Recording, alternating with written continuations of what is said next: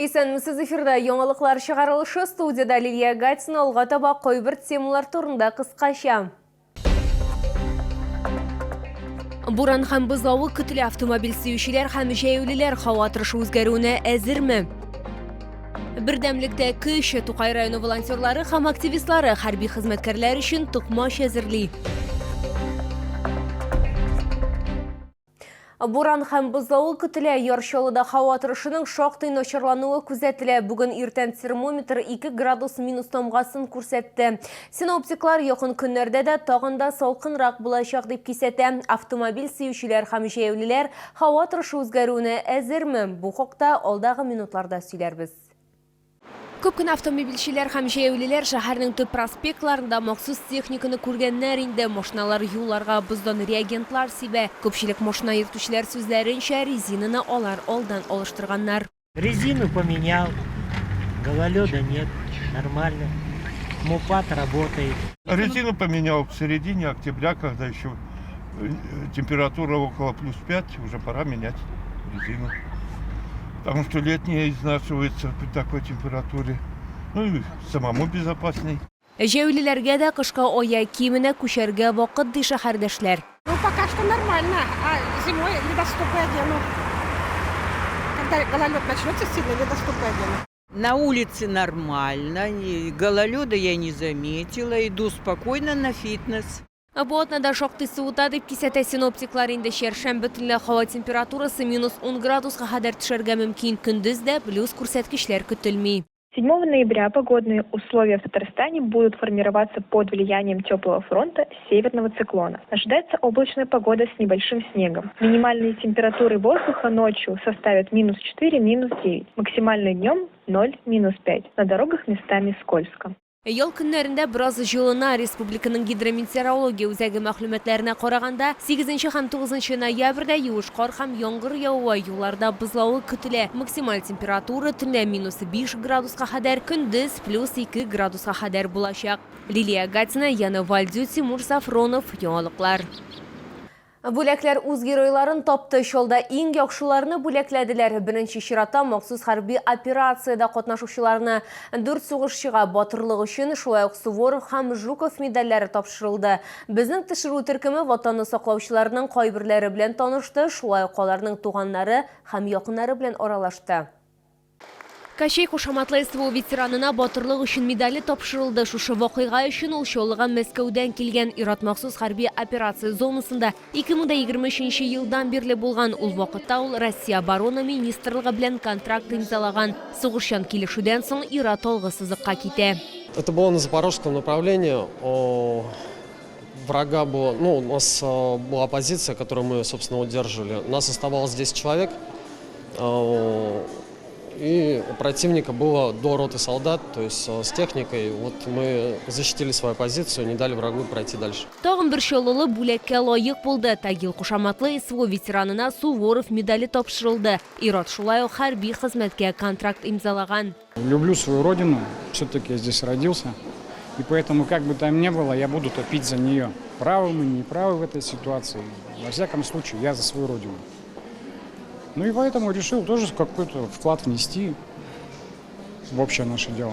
Я его считаю героем, потому что он воевал за нашу родину. Шоуларны котларга һәм аларга лаеклы бүләкләр тапшырырга шәһәр мэры Наил Мәгъдиев килде. Сегодня страна в очередной раз сдает экзамен на гражданскую зрелость, на мужество, на личную отвагу и храбрость наших воинов, сыновей всех национальностей и народностей нашей страны, защищая с оружием в руках интересы нашего государства.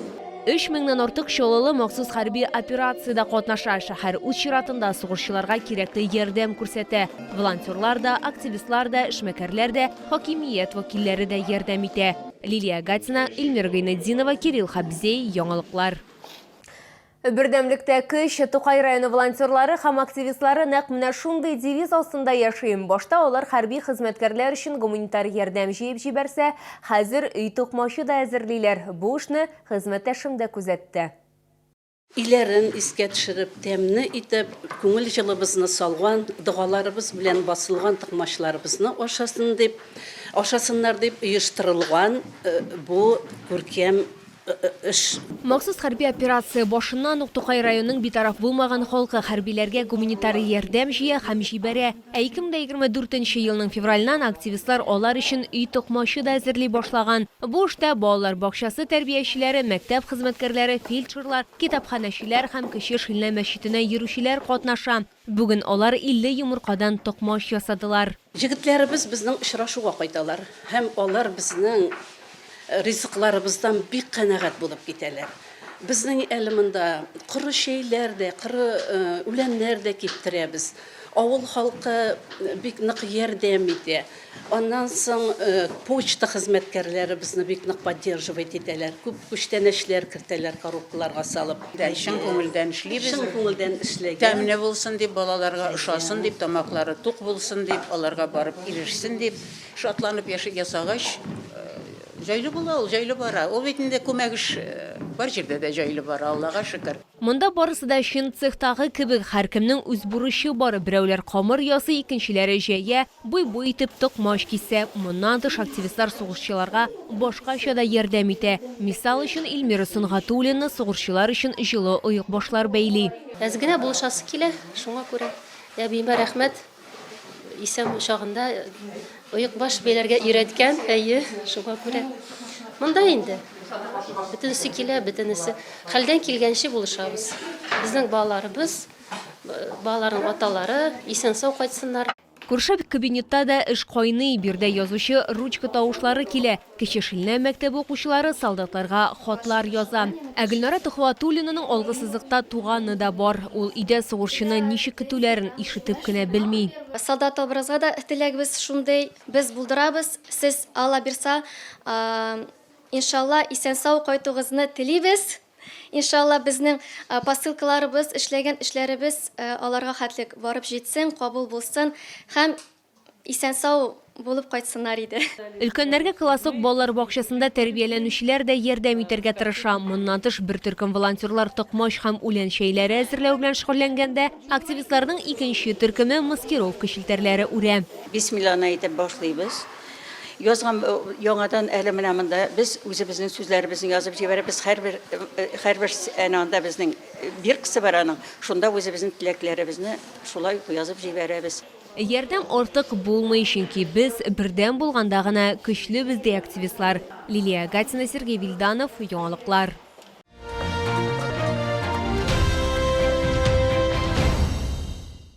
Календарда ноябрь, демәк кыш инде якын, стильле һәм шул ук вакытта уңайлы аяк киеме сатып алу өчен менә дигән мөмкинлек. Ярчылыда Беларусь аяк киемнәре ярминкәсе, Чаллы халкы һәм шәһәр кунаклары өчен, ир-атлар һәм хатын-кызлар өчен кышкы аяк киемнәренең зур ассортименты. Барлык модельләр да натураль күннән, төрле төстә һәм төрле үлчәмнәр, иң мөһиме теләсә нинди матди мөмкинлеккә. Сатучы консультантлар тәкъдим иткән һәр аяк киемен сатып алучылар рәхәтләнеп киеп карый. Профессиональ белгечләр һәркемгә шәхсән сайлый ала. Бирдә хәтта иң таләпчән сатып алучыга да аяк киеме табып була. На нашей выставке большое поступление зимней коллекции. Ботинки и сапоги на проблемную ногу утеплены натуральной овечьей шерстью, что согреет ваши ноги при самых низких температурах. На всех моделях стоит элемент регулировки толщины голени, чтобы вы могли регулировать ее по своей ноге. Подошва из полиуретана на литиевой основе, которая не скользит и не дубеет на морозе, всегда остается мягкой и гибкой. Күп кенә сатып алучылар Беларусь аяк киеме сыйфатын бәяләргә өлгергән инде, шуңа күрә монда кабат-кабат әйләнеп киләләр.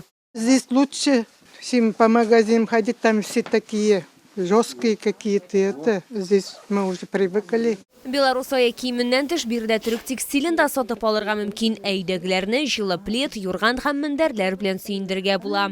Представляем вашему вниманию подушку с микрогелевым наполнителем, который быстро восстанавливает свой объем после сна и обладает высокой воздухопроницаемостью. Это позволяет коже дышать и предотвращает накопление влаги. Материал подушки 100% хлопок, который не накапливает запахи и легко стирается. Подушка имеет среднюю степень поддержки, что позволяет ей адаптироваться под форму головы и шеи, обеспечивая оптимальную поддержку и комфорт во время сна. Беларусь аяк киеме күргәзмәсе 9-дан 18 сәгатькә кадәр Муса Җәлил проспекты 55Б Үзәкрәт сәүдә үзәге элекеге балалар дөньясы бинасы адресы буенча эшли.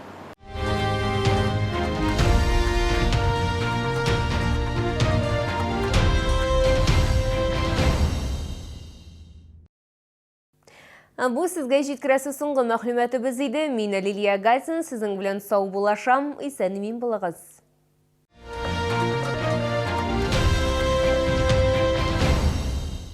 До конца месяца гинеколог плюс УЗИ или мазки за 2150 рублей. Альфа-клиник. Интимное восстановление после родов и при возрастных изменениях. Лечение воспалений. Диагностика ЗППП. Телефон в Челнах 200 ровно 222.